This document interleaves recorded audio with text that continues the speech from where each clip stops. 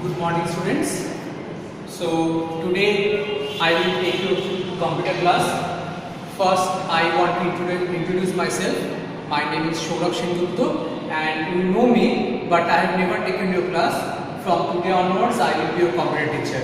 And due to the present situation, you all can understand that offline mode or teacher-student interaction should be done in online, not in offline. Okay, due to the present situation. So let me start today's topic, classification of computers.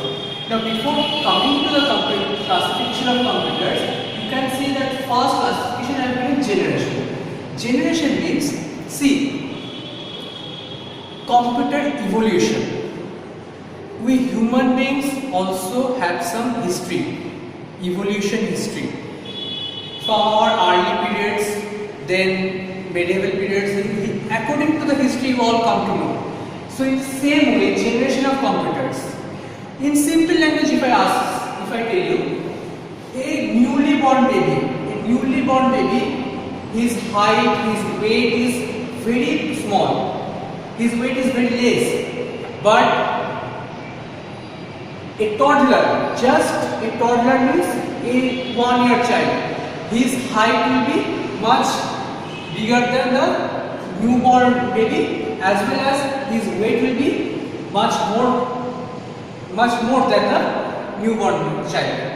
In the same way, in the young age, in the adolescence period, then at this adult age, our height increases, our weight increases, everything increases.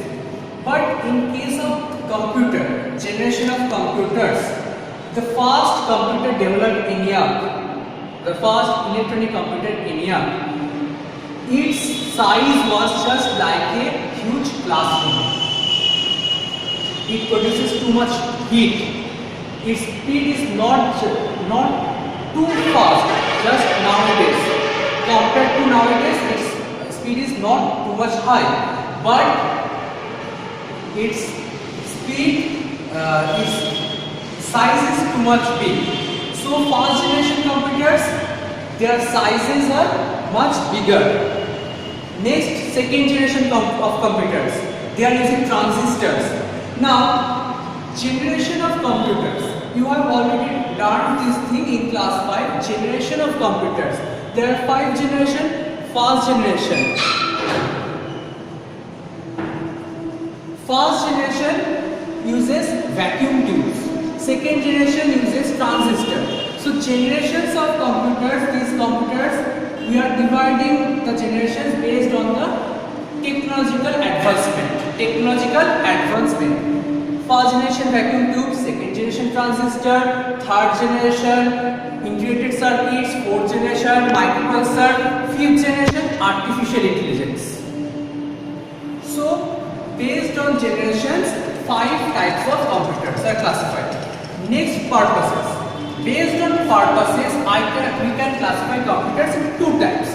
General purpose, where every general purpose and special purpose. Now in general purpose computers, we can paint, we can play games, we can watch our movies, we can listen to songs, we can do anything.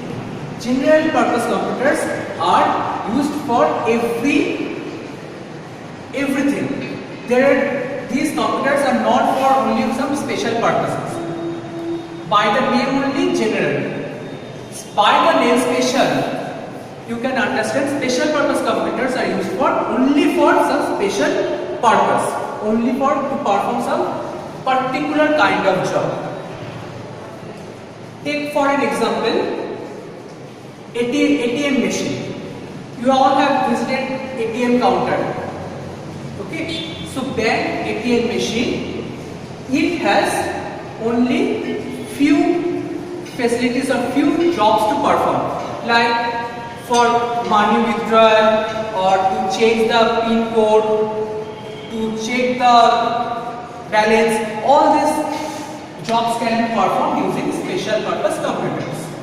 So based on purposes, only 2 types of computers.